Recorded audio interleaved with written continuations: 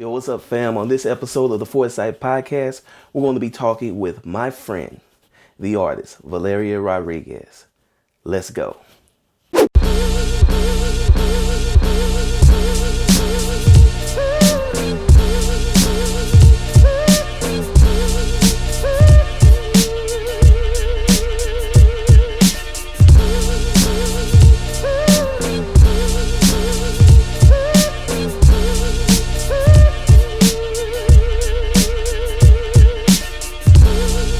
I don't even know what the pre-pod banter is, but apparently it's important to have that. Oh, I know what you too. What's that? 5, 4, 3, 2.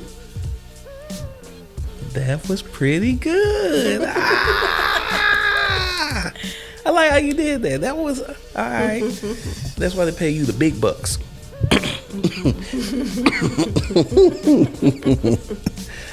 I'm gonna leave it at that. Okay. Welcome everybody. Welcome to the Foresight Podcast. I am your host, David Gordon, better known as DKG72. That's my handle on the Twitters and Instagram. And on the Foresight Podcast, we're all about talking with artists and creators and entrepreneurs and getting into the how of how they do the things that they do. And on this show, I'm very happy to be talking to a person that I met in the last few years, and she's been doing big things, and we're going to get into the how she's been doing those things and what she has planned up in the future. But before we do that, I always got to do a little house cleaning and make sure that everything is tight. So we want to thank everybody that's been listening, coming back and listening and checking us out on YouTube and all those cool things. Thank you guys very much. Thank you. Shout outs to you. Also, Foresight YouTube channel is up and it's now the home of the Foresight Podcast. So everybody, please go subscribe to the Foresight YouTube channel. That's one thing that we really want you guys to do. And, of course, got to give a shout out and thank you to the Lamar Harris, our super producer who has to put up with all of my crap. And he does it as the true professional that he is. So now let's get to our guest. Our guest, I want to say about 2018, you dropped? Mm-hmm. Mm-hmm. So in 2018, she put out I don't even want to call it a coloring book because it's kind of much more than that. And basically it hit like an atomic bomb, and all of a sudden the whole city's on fire. This person is all over the place, news, interviews, and she's everywhere. And I got to meet her at an event that I was doing. I think it was the opening for my art show. Mm-hmm. Got to meet her, met her, but I met her beforehand, but finally got to meet and really talk and really was like, oh, okay. And we're going to talk about her coloring book, which is Shine in All Shades, and the inspiration behind it and all of those things, and how she was able to distribute it and just really blow up the way she has. And well, without further ado, Miss Valeria Rodriguez. Hey. How's it going? It's going good. That's good. That's what's up. Yeah. So as we often want to do on the podcast, we always ask everybody to kind of tell their little backstory. They tell their superhero backstory. So what's your superhero backstory? So I'm originally from Miami, Florida. Okay. And for the longest time, I've been running away from home. Okay. Quote unquote.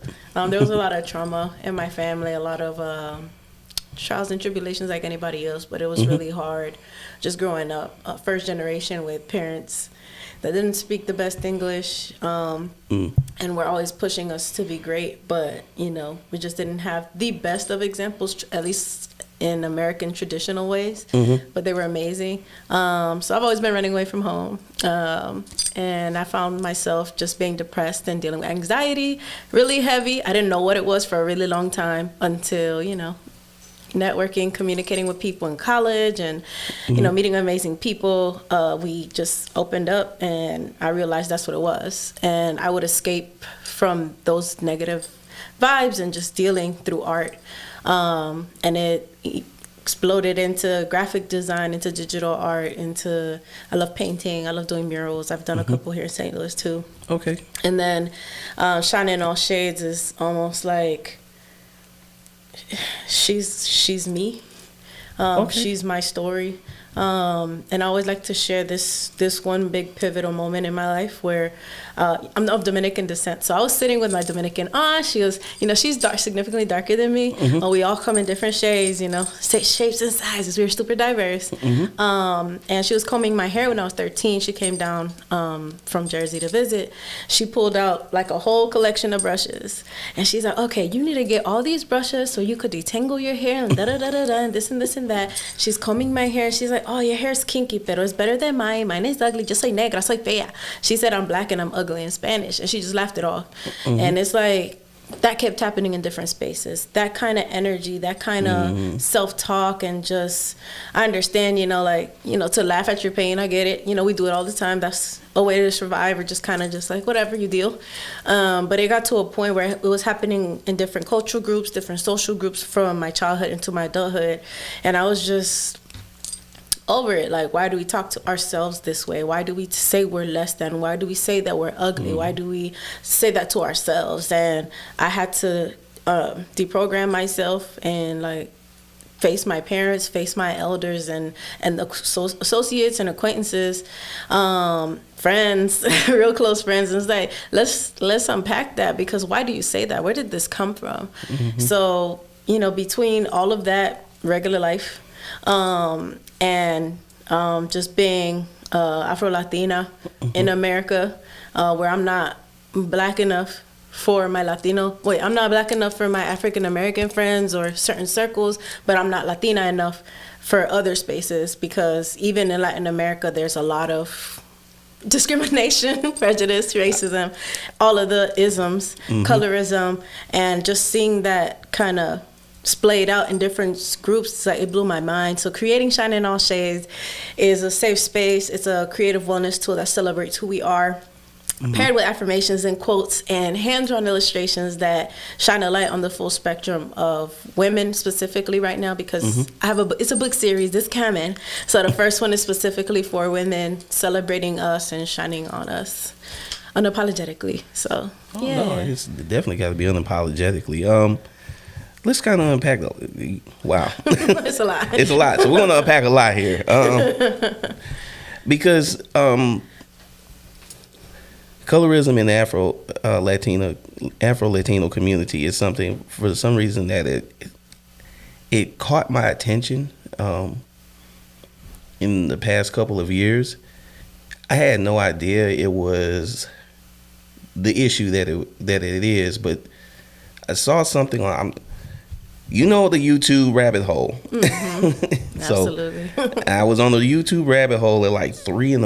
I ended up watching like this 30-minute doc about a young lady. She was a beauty queen. She was dark skinned, darker than my complexion, and they were talking about, I forgot which South American country it was. I think it was Brazil. It probably was. I remember that one. If we're talking about the same person. Yeah. And they were just talking about how the discrimination she faced, and then how they encourage darker skinned people to marry lighter skinned people to cleanse, quote unquote, cleanse the race. Cleanse. And I so I'm sitting there at 3 a.m. I'm like, and then this happened. 2 days later, the infamous Amar La Negra interview on the Breakfast Club happened, where Envy and Charlamagne couldn't understand colorism. It took I forgot his name, Laz Alonso, to call Charlamagne afterwards and be like, "Bro, this is real." Right. And Charlamagne's like, "Is it?"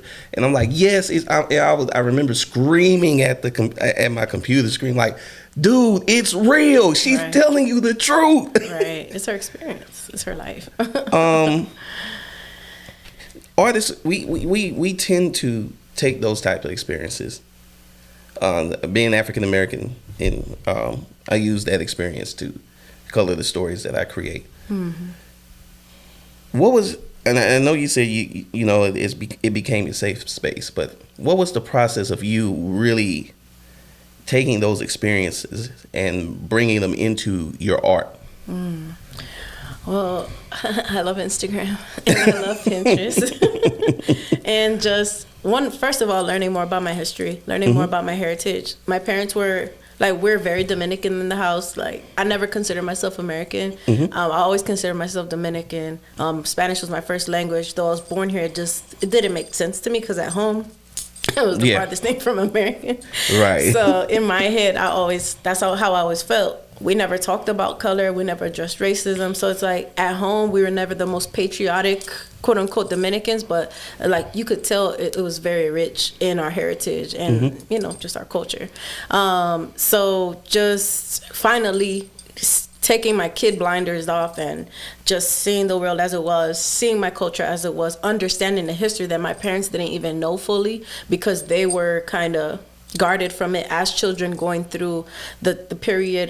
One of the dictators, his last name was Trujillo, and he massacred Haitians because they were black. He massacred anybody who supported Haitians. He would torture people, and like he would have black Dominicans or black Haitians, like if you couldn't say perejil, if you couldn't roll your R's, you would get murdered in the plantation that he was over. You know, it's insane. So just understanding my history, sharing my history. A lot of people didn't care to hear what I had to say because I'm a lot lighter. I don't look like a typical Dominican. My hair was curly. It wasn't, you know, like coarse or, you know, it was tight curls, but it was, you know, supposedly prettier, good hair. And it's like just kind of dealing with what people had to say, people's ignorance and people who didn't even want to open up about it. Like I didn't have a safe space to talk about it. So, you know, drawing women that look like me, drawing women that don't look like me that I see all over my communities. I went to HBCU, so seeing women there that were so diverse, I didn't have safe spaces to talk about my culture there neither because I was still other. I wasn't African American. I'm clearly not dark. So it's like people don't think of me as black. And just sharing my story, like telling people like my dad is a black Dominican man, my mom is a light-skinned Dominican woman, and even in her family she's still quote unquote mixed for the sake of people understanding because she's you know, we know that people came from Spain in our lineage. However, there's still people that were Tainos, which is natives of the land, people who are, you know, who are very much African. So just understanding all those complexities, people didn't get it just because I spoke Spanish. So it's like, you know, that all inspired me to make images and, you know, shine a light on who we are. And that's, you know, I did that through drawing. So Instagram, Pinterest, and all these beautiful inspirational places. Like I always loved how when Instagram really started popping off, is like there were always quotes up. People were always, you know, they still do it, but not as much as before. But like just sharing quotes and affirmations and, you know, like taking interviews from amazing women like Maya Angelou and Michelle Obama. Like people would just share the clips and like, you know, they use the you know, quotes from their speeches and things like that as either content or as just like they started making shirts and stuff. So I wanted to pull all of the things that inspired me, that moved me, that put a fire in my ass to speak about what I believe in. And I wanted to create it in a way that people can make it their own art and also pair it with images of us and like images of real women and that we all could just relate to and see ourselves in. Okay. Now you said you got started in art with drawing, but you also are into painting and you participated in Paint Louis. What are those experiences like? I didn't get to participate in Paint St. Louis in particular. I was out there. Oh, you was out there? Listen, I'll gladly claim it, but that wasn't my life. But I was out there, like, you know, I just kind of exposed it a lot too. That September sun wasn't no joke. Right. Oh. That spray paint life. I want to partake. I want to participate too, but I get the thing about it. Like, you gonna do Paint Louis? And I'm like, yeah, I'm gonna do it. Oh, it's gonna be so hot. Yeah, it's serious. And like for the 2 or 3 days that all the artists were out there, I was just asking questions. One of my friends came with me. He's a videographer, Grades 2020, Michael Baker. I'm sorry, shameless plug. But love him. he's dope. But we just went out there and we were just blown away by everybody's talent. Everybody was so open to talk about it, about their skills and how they do what they do and the piece that they were working on. And it was just so beautiful to see people just kind of take their vision into a whole other space where something that was so taboo as spray painting and graffiti art and street art has become something so beautiful that celebrates our individualities and our skills. But I didn't get to paint there. That's one of my dreams for sure. But I had the absolute privilege to paint murals with a fellow artist, Celeste Grayer of True Trifecta at Pomoja Prep Academy on their 3rd floor. We did a full hallway on their 3rd floor. How many feet? It was, I can't even, it had to be maybe 72. So, yeah, so it's 72, not even including, but it's both sides. So we did a week's worth of work in 2 days. What? Yes. Wait. Literally 2 whole entire days. We had support from her art club students, but like the big pieces, either I did or she had specific pieces she did herself. But yeah, it was insane. I loved it. It was my first mural. I also did a mural at Yateman Middle School. Thanks to Kababi, because I think it was like a big call on like Giving Tuesday or something like that. And, we took over Yateman and we painted all the walls. He invited artists to come out, so I did like a whole spread at Yateman. And that was about maybe 12 feet or so. Ooh, yeah. Or a little more than that. Yeah, about 12 feet, I would say. But it's just beautiful being able to just, be ourselves through our art. It wasn't, how can I say? Like, they just gave us freedom. And Pomoja Prep especially is an African Center school, public school. Amazing. And all of the pieces spoke to the students, spoke to the community, spoke to the real history and rich history, African history are the roots that are taught in the school. So we were given all the creative freedom, and the kids loved it. They were making a screenshot. They were taking like photos and making it their wallpapers and all that. Wow. It was beautiful. It still is. That's super dope. But yeah, as far as painting goes, that was a big first, but it was amazing. What was the preparation like for doing such massive murals? Because you went from a whole hallway and then you do another work on a 12-foot mural. And what was the preparation like? That process. Definitely brainstorming. The artist Celeste, we sat down and we were just sketching, because she's a social worker by trade, but she's an artist at heart. And because she worked at the school as well, she had more insight. And thanks to the music teacher there, George Buckner, he's a music teacher, so he makes songs, he does all the lyrics, the arrangements, everything. He's a beast. He's amazing. Yeah, I've met him before. He's super talented. Yeah, he's on it. Yeah, so we were inspired by some of the songs he wrote, so we pulled lyrics, and we just sat down and we're like, okay, what elements do we want to include in these pieces? What do we want to say? What do you think the students need to see more of? And one of the pieces is We Are What We Grow. So that was part of the lyrics that he wrote and was inspired by another song as well. And we made a piece with that. We made a piece that says, oh man, there's so many. Love is Africa. No, I forgot what they said. I'm so sorry. It's been 3 years. But we did several pieces and we just brainstormed. We sketched them out. There were some components because there were some pieces that were painted on the wall, but they felt incomplete. So we didn't want to completely erase it and redo something over it. We wanted to honor the original piece but take it up another notch. So you brought it in. Yeah, so we just sat down, we sketched. Then what I did was I digitized our illustrations because we only had 2 days. So we sketched them all. I digitized them on Illustrator, and then we projected it on the wall. So then we traced our work on the wall. Okay. And then we just went to town painting because, of course, that was the most tedious. We had shading. We had to select the colors because it's like a... I'm so used to like Florida school systems, but it was kind of like a elementary, middle school, hybrid school. So we wanted to still make it fun and playful, so we used a lot of colors. And because she uses this abstract style in her paintings, we use that to fuse all the big mural pieces together. So then we used, we coordinated the abstract spots to the colors from one mural to the next, so it looked all cohesive in their own way, even though they were all totally different. That sounds dope. Yeah, that sounds dope. Yeah. I'm looking to get back into doing murals and things like that. I really want to. Oh man, every time I see the guys doing murals or ladies doing murals, I'm just like, oh, I want to paint on the wall. It just sounds like, because I've done it before. I haven't done it in a long time, but I remember and the reason I was asking about just the preparation process was just that I remember our preparation process when we did a mural over in East St. Louis, and it was just, oh my goodness, it's yes, it is. And then it depends on your medium too.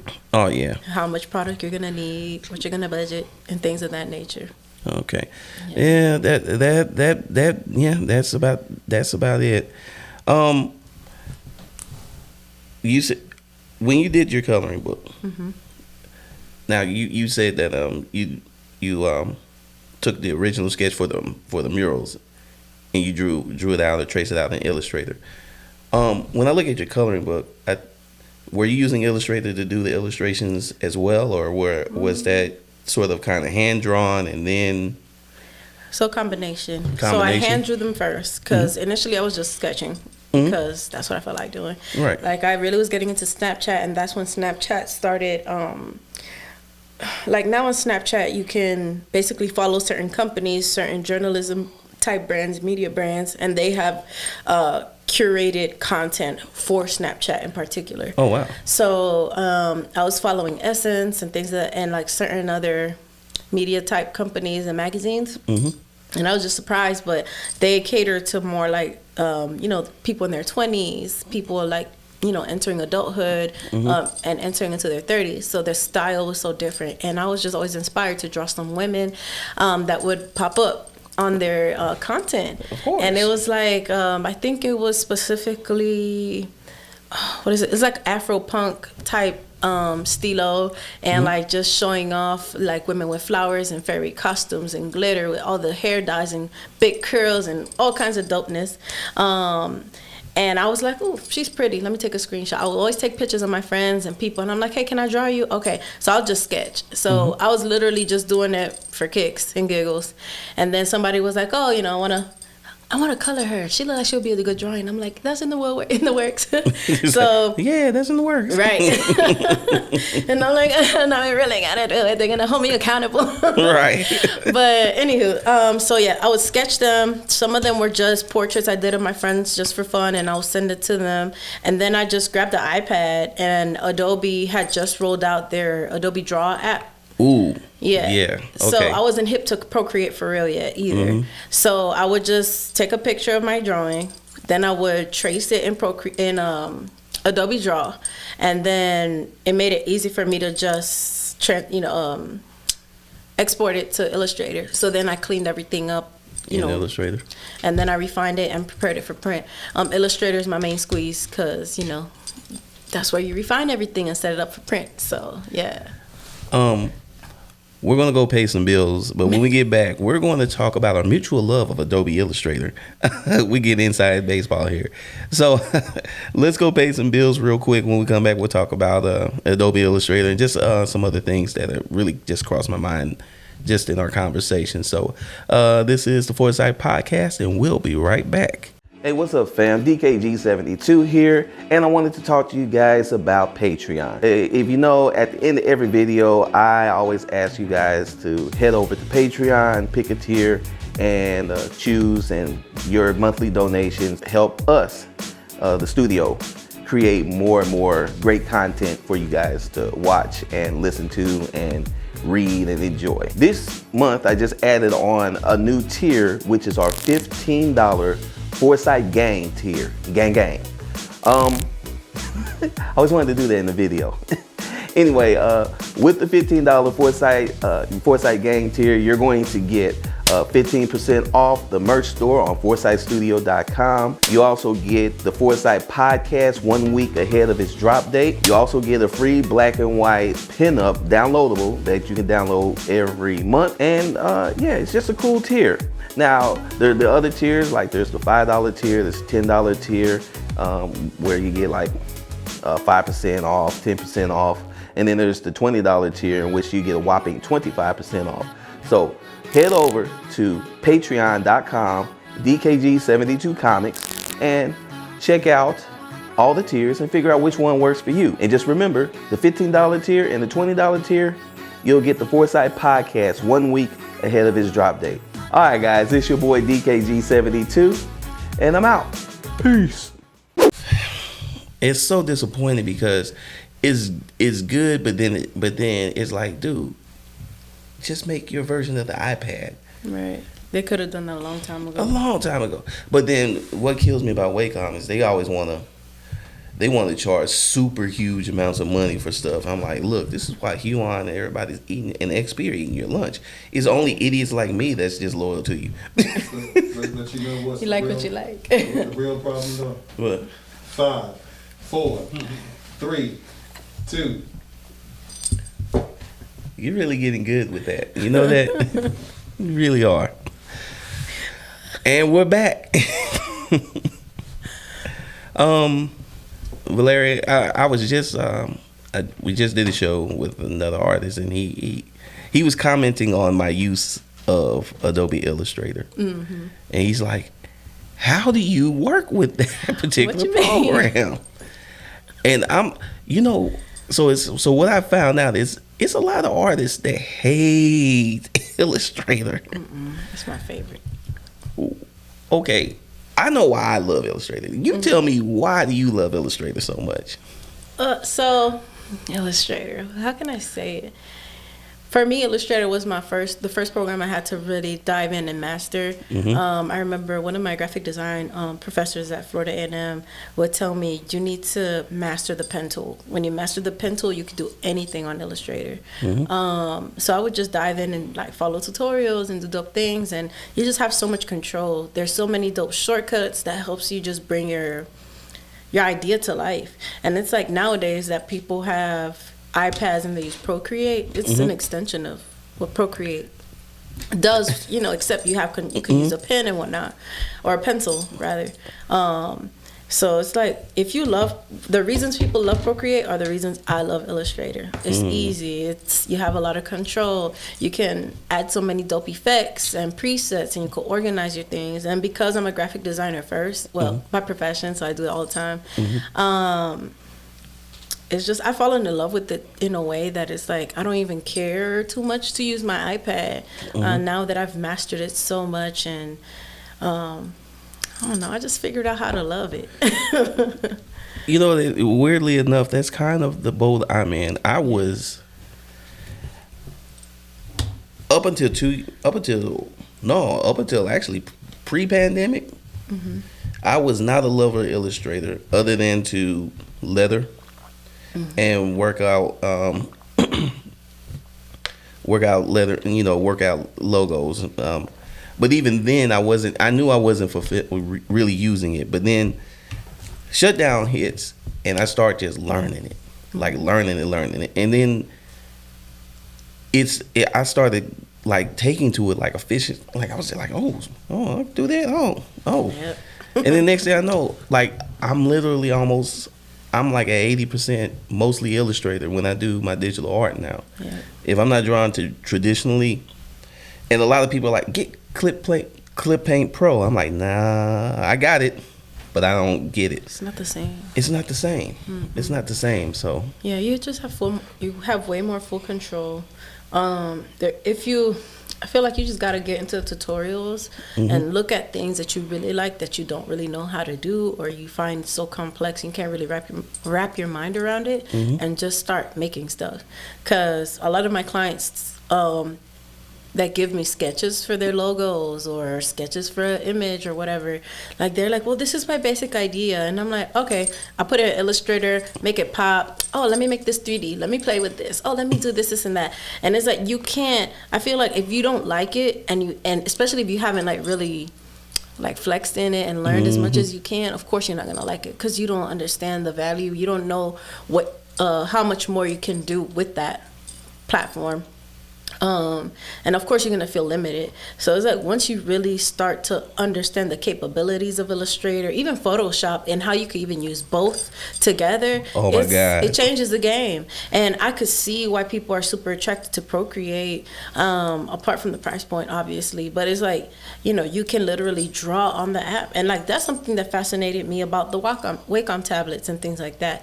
But I just couldn't get over looking here and then looking at the screen, like looking down at that tablet and whatnot. And then when Adobe Draw happened, like now you can literally plug in your iPad to your computer, and they allow you to, you know, what you do here appears here, right? Or rather, what you do on the pad appears on the screen.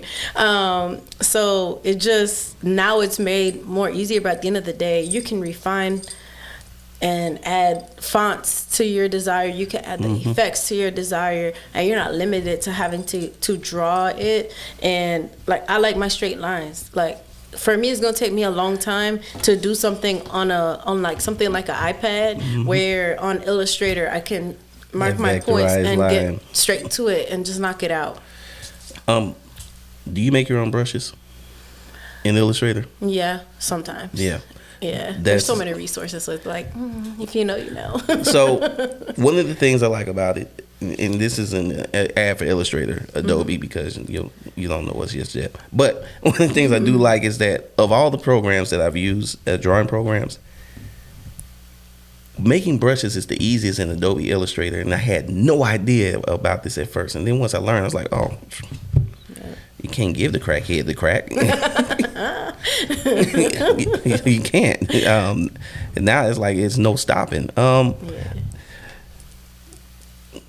When I was working on Kwame Hightower, I was at a point in my life where I really was like, how do I get this book out without spending a lot of money, because I'm broke? And when I did the self-evaluation, I figured out I had to utilize all of my skills that I had. And since I had a familiarity with Photoshop, Illustrator, knew how to write, draw, ink, letter, I could do all those things. I kind of just said, well, the heck with it, hell with it, I'm going to just do it myself. With Shining All Shades, were you in a similar situation, or did you have to outsource certain things, or did you just like, well, look, I'm a graphic designer, I draw, I got this? That I was just doing it. I got intimidated with a lot of the what happens next after I make this.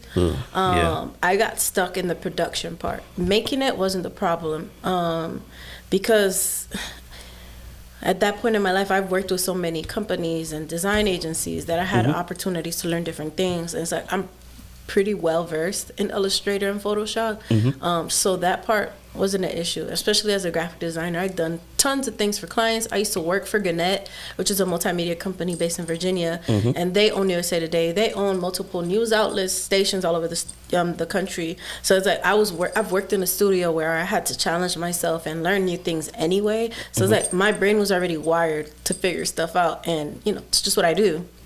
I'm naturally good at it. Right. So when it was the time to really merge my two passions of art and digital art, so traditional art, better said, and graphic design, digital art, that part wasn't the hardest thing, especially after I got my iPad, because I felt like it was too much work to just really get started on my coloring book, specifically in Illustrator. But I zoomed through my iPad, like, that was cool. I got it done. I figured out where, I digitized all of my illustrations. Then I was stuck, and I left my book alone, because I was like, all right, I don't know what I'm gonna do. I'm intimidated, I'm overwhelmed, I gotta figure out marketing, I gotta figure out this.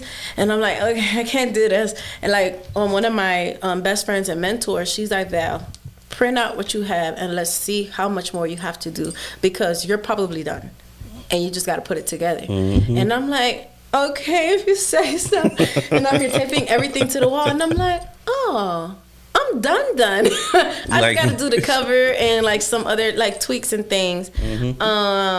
So finding out where I was gonna get my books printed, and that was the hardest thing. I wasn't too pressed about anything else, because I was like, look, if this blows up and becomes a thing, great.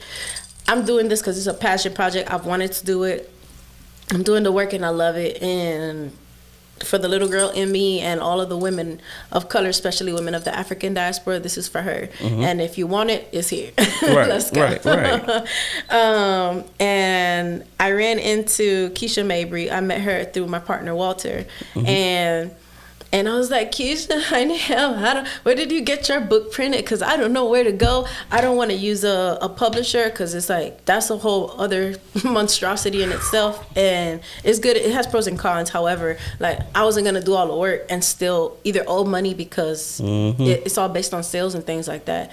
And I'm still doing all the work from website to designing the book to, booking my own opportunities on the local level. Like, it didn't make sense to me. So I'm like, all right, I'm going to just self-publish, and then we're going to hustle, we're going to push it from here, and we're going to figure it out. And then Keisha shared her resources. If y'all don't know who Keisha Mabry is, she's a beast. She's an amazing speaker here in the city. She's all about empowering women and teaching us how to be bosses at whatever we do. But she gave me Shameless the plug. Right. Yet another one. So after that, I did some more research, and I'm like, oh, these people are amazing. So I use 48hourbooks.com. Okay. So once you go through your like the mock-up, and you do your samples and things like that, you could pay extra to get like a printed sample and review everything. They're amazing, amazing people over there. Their team is amazing. After that, it just takes 48 hours for your order to process, and every time you need a reorder, reprint, just within 48 hours it's knocked out. So it was a game changer for me. After that, I was like, let's go. I'm ready. I love I See Me Bookstore. I love these people. Oh, Novel Neighbor hit me up because of a connection through a friend. I'm like, bet. Hey, these are my books. Let me share my story. And I was like, I just started going to places that I already liked. I had already lived here for about a year and a half or two or so. So I started meeting people, and I'll just share it, and then people was like, oh my God, this is amazing, you need to put it here. And I'm like, okay, I'm gonna go here, I'm gonna go there. And I just did the work, and I just asked. And like a lot of opportunities happened, especially like my partnership with Blick Art Materials, like because I asked. I'm jealous of that one. Right. I'm so jealous of that I love Blick Art Materials. They're amazing with the community, with local artists, and they just care, and they're about theirs, They show up and show out, and I love them. Blick is like Cheers for me. I walk in there. Yay! Hi, Patrick. Hey. Hi, David. Hi, Tom. Walking in, hey, what you looking for today? I think I'm doing acrylics. Yeah. Copics. Yeah. So, yeah, that's an amazing. That was an amazing get. I saw that. I was like, oh, she gets up the bottom low.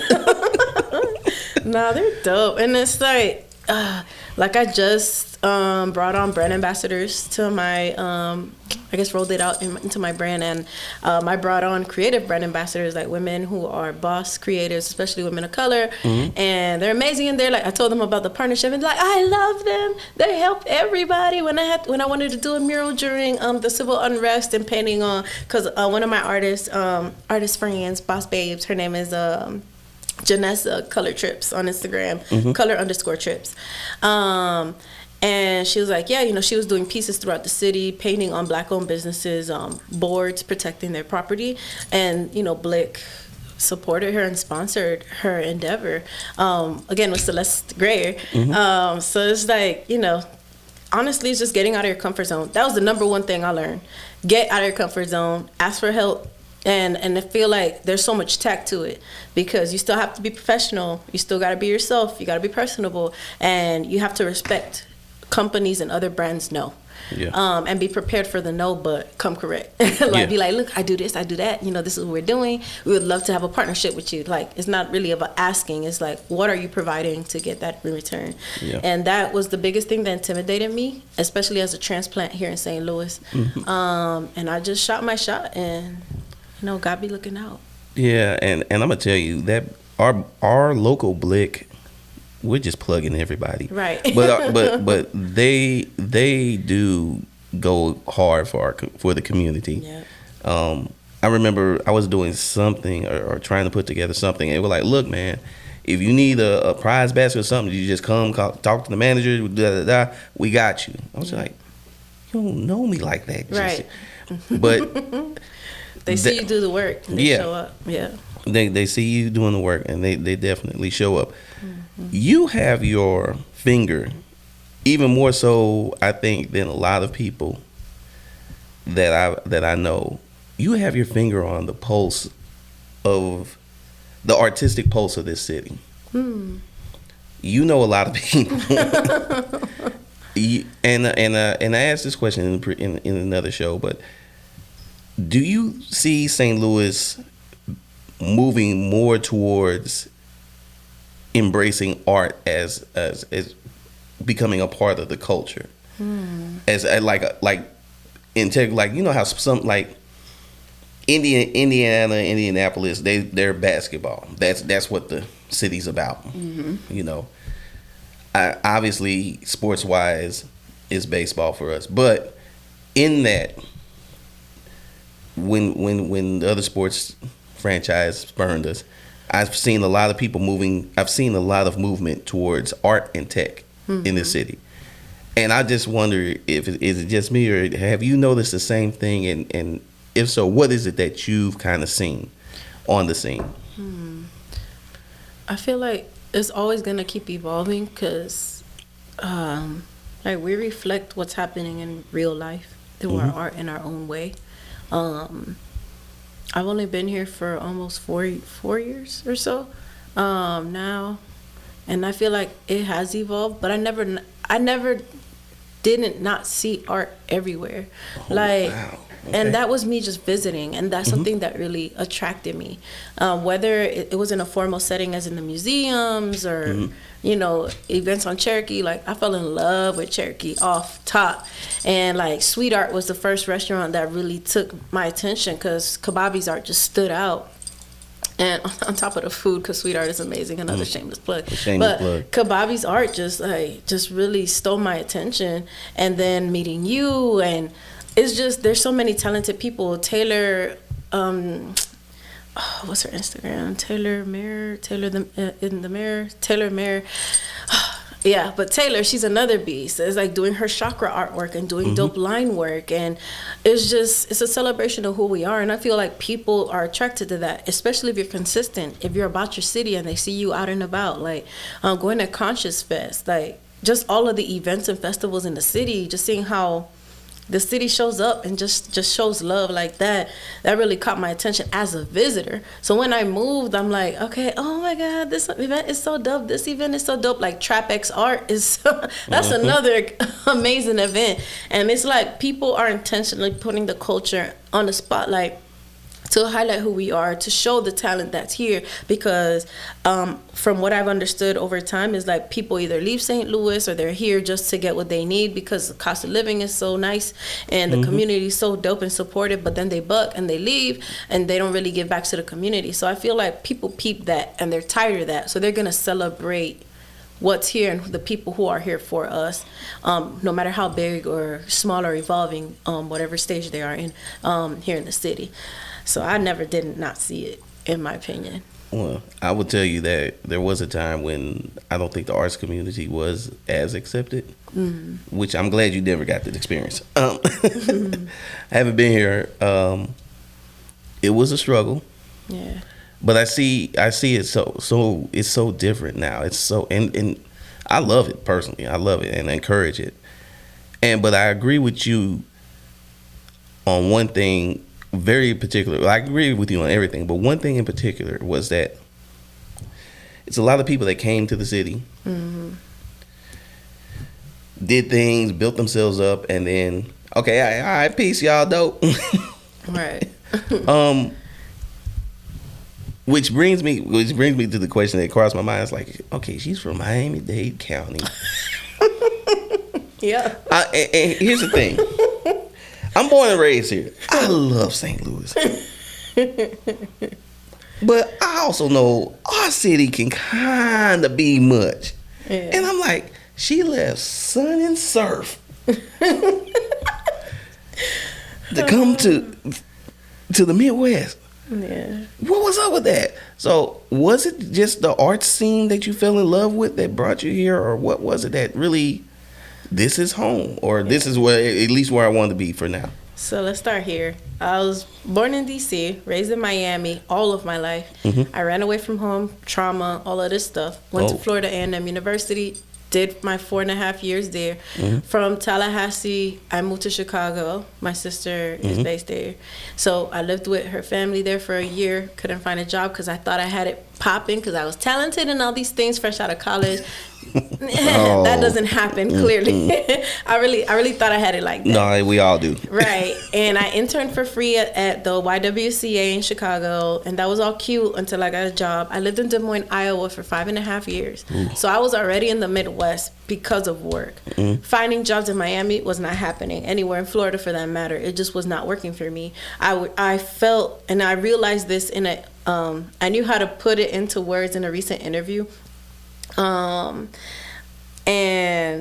she literally pulled it out of what I said, and it's like I equated going back home as failure because of how I was brought up, and because of situations in my family home. Like I didn't feel safe at home. Right. I didn't know the city, how people see the city.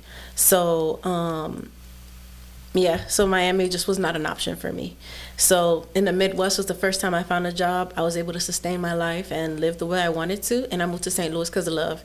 And that was bizarre for me, and it was rough for my ego to accept, but love is love, and I had to look past myself for that, and that's how I ended up in St. Louis. And I love St. Louis, like from living in big cities like Miami and Chicago to in small cities like Tallahassee to Des Moines. Like I've lived the extremes for the most part. St. Louis is a happy medium for my heart, and I love it. I love it here. Yeah. Yeah. Well, it's nice to know that okay, I'm not the only one that fell in love with the city. But at least I have the excuse I was born here. You had to learn to love it. Yeah. Like, hey, I love this place. You say now you're doing a lot of, you're distributing your book all over the place, and I saw a post where you said you were doing some things in Chicago. What was that experience like? I love Chicago. The money don't love me in Chicago, and that was before business, though. You know what I'm saying? But I had the absolute privilege to travel to Chicago with some dope queens from St. Louis, and it's M and oh my goodness. And Jaquie and Tatiana, who's now my dope assistant and brand ambassador. So we all took a road trip to Chicago to the Semicolon bookstore, and that's how we just was going because we were like, oh my God, it's a black-owned bookstore. It's woman-owned. Oh my gosh, she's dope. And like we just read up on her, and we're like, oh my God, this story is amazing. We have to go meet her and shoot our shot if it happens organically. However, we got to meet her and check out this bookstore because it was an art gallery as well. So it's like she showcases Black literature. She showcases artists, and in the basement she has a art gallery, so she has artists take over for a month or so and just do their thing. And we fell in love with her. Danielle Mullins, Semicolon bookstore in Chicago. We'll be looking her up. Yes, she's amazing. Everybody's getting plugged. Listen. But that's how that opportunity happened. Come to find out, she went to school in Tallahassee. She's from Florida. So and just learning her story, like she went to the school across the railroad from mine. She went to Florida State, and like there was so much alignment, and we just kicked it off. And she's like, "All right, sis, what do you want? And I'm like, sis, we just met. Here's my coloring book. Here's a gift for you. This is what I do. And then I basically did my pitch. And she's like, oh yeah, all right. You got any books with you? And I'm like, yes, I have 15 books on me. And she's like, bet, we're selling that. And then I'm like, okay. And she's a beast. Like, she just ain't about the BS. So if you're genuine, she feels your vibe, she gets to know you. And it just went from there. And ever since, we just been cool with her, and we just do business, and that's one of my favorite boss babes in Chicago. Yeah. Well, Val, I can sit here and talk to you all day. But we are going to have to wrap up. So how can people get a hold of you or follow your exploits as far as building what you're building with Shine in All Shades? Because what you're building is pretty freaking incredible. So how can people kind of follow the journey and keep up with you and get your books and everything? Yeah, so you can shine with Shine in All Shades at shineinallshades.com, on Instagram, Facebook, and Pinterest at Shine in All Shades. I ship all the books myself, so if you buy it from the website, that's me. But you could buy Shine in All Shades at the Novel Neighbor, Spock Aesthetics, the Missouri History Museum, Art Mart on South Hanley, Semicolon Bookstore, and at Philomena and Ruth in Waterloo, Illinois. Cool. Super producer Lamar, how can people get a hold of you? And don't you have a podcast or something like that? It's on hiatus. It's on hiatus. Oh Follow no. me at Lamar Harris 314. Visit the website thelamarharris.com. All right, guys, and of course you can always reach me at DKG72 on the Twitter and Instagram, David Gordon 72 on Facebook fan page, and what's that thing, TikTok. Reels has been going crazy on Instagram lately. I love it. Oh man, that is great. Also, guys, the Foresight YouTube channel is up. This is where all of these podcasts will be hosted at visually, so if you would like to watch the video, you can. We have a Patreon, DKG72 Comics. Please go over there. We got 4 tiers, so you can support the studio, help us create more dope content. We just got all kinds of things, and of course foresightstudio.com as well. Val, one more time, thank you so much. Thank you. I appreciate you. Thank you, and we're probably going to have you on the show again because this was great. Okay, that's what's up.